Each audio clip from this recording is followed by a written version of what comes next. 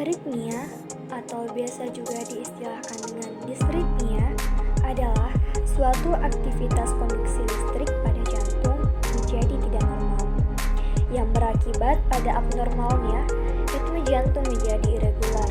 Akibatnya bisa menjadi semakin cepat dengan istilah tachyarrhythmia atau tachycardia, dan juga bisa menjadi semakin lambat dengan istilah bradyarrhythmia atau bradycardia. Abnormalnya pada ritme jantung ini disebabkan adanya permasalahan pada sistem konduksi jantung yang mengontrolnya. Bisa jadi permasalahan pada SA node atau FI node atau bundle His atau fiber Purkinje atau bagian-bagian lain yang memiliki peran dalam konduksi jantung. Penyebab permasalahannya sangat beragam, bisa jadi karena adanya penyakit seperti myocardial dysrhythmia, bisa jadi adanya perubahan konduksi impuls atau adanya blok pada impuls tersebut, dan juga bisa jadi karena adanya pengaruh dari beberapa jenis obat. Dan beragam lagi penyebab-penyebab lainnya yang akan kita bahas pada video masing-masing tipe dari aritmia. Normalnya, jantung berdetak 60-100 per menit.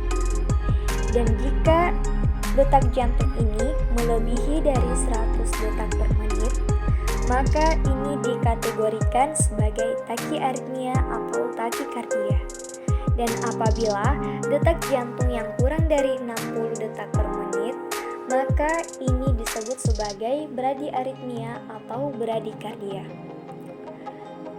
Pada tachyarrhythmia terdapat dua subtipe, dikategorikan berdasarkan dari mana asal aritmia itu muncul. Di antaranya ada supraventricular tachyarrhythmia dan ventricular tachyarrhythmia. Dari terminologinya, supraventricular yaitu artinya lokasinya berasal dari atas ventricle seperti SA node dan FI node, atau dan juga bisa berasal dari myocardium atrium.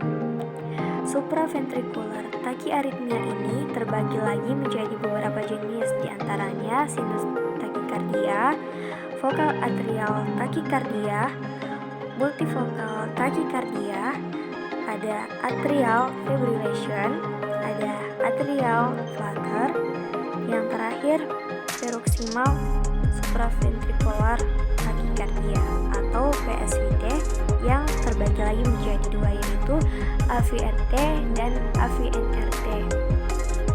Kalau jenis-jenis ventricular tachyarrhythmia atau jenis aritmia yang berasal dari myocardio-ventricle diantaranya yaitu monomorphic tachycardia, polymorphic tachycardia, torsade de points, ada premature ventricle beats, ada ventricular flutter, dan yang terakhir yaitu ventricular fibrillation.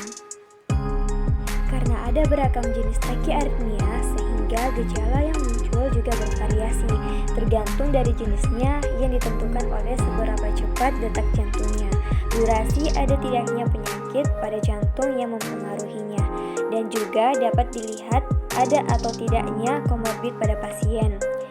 Ada beberapa kasus yang tidak menunjukkan adanya gejala atau asimptomatik, yang kondisi aritmianya hanya ditemukan di pengecekan EKG, dan ada juga sampai menyebabkan komplikasi yang fatal seperti gagal jantung, stroke, dan serangan jantung.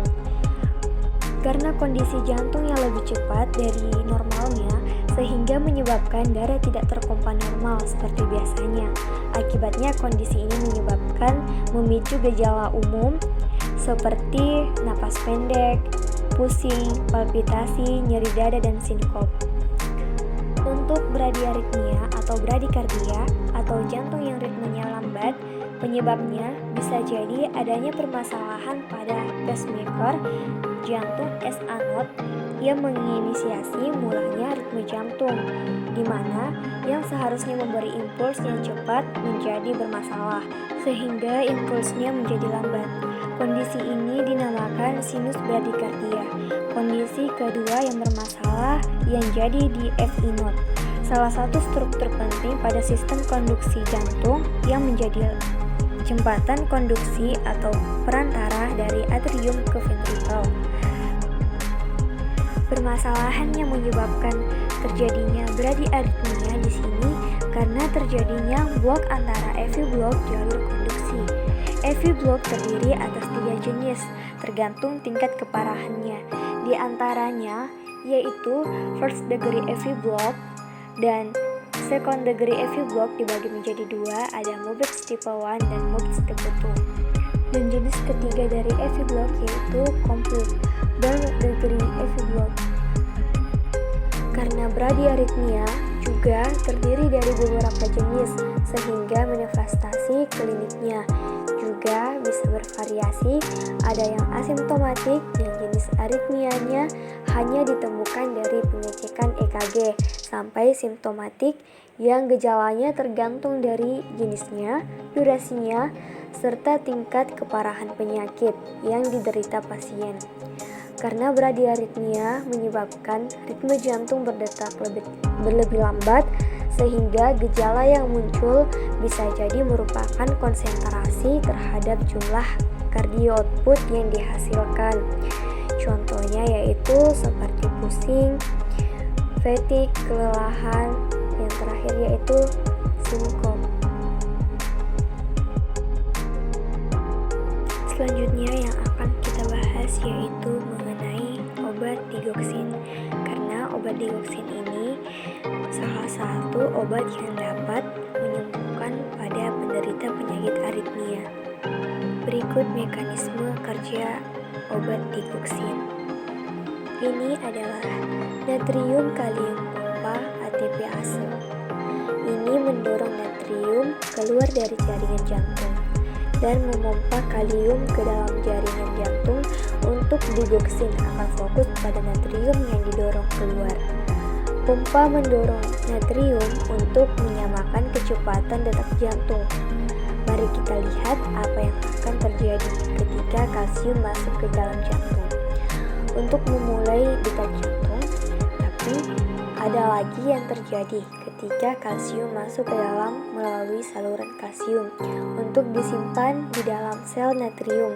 Di dalam sel bertanggung jawab untuk melepaskan kalsium yang disimpan untuk digunakan untuk memulai detak jantung, hingga jumlah natrium dalam jaringan akan mempengaruhi beberapa banyak kalsium yang tersedia untuk memulai detak jantung. Detak jantung tidak teratur dan berbeda dari kecepatan normalnya. Ini disebut aritmia. Untuk memperkuat kecepatan jantung, kita perlu membuat lebih banyak kalsium tersedia di jaringan jantung. Mari kita lihat bagaimana kita dapat menggunakan digoxin untuk melakukan aksinya. Mengikat digoxin ke pompa natrium kalium ATPase dan menghentikannya dari membiarkan natrium keluar dan menghalangi pompa natrium kalium. Kita meningkatkan natrium dalam sel. Peningkatan ini memungkinkan lebih banyak natrium untuk melepaskan lebih banyak kalsium di jaringan jantung dengan lebih banyak kalsium yang tersedia di jaringan jantung yang kita miliki. Detak jantung yang lebih kuat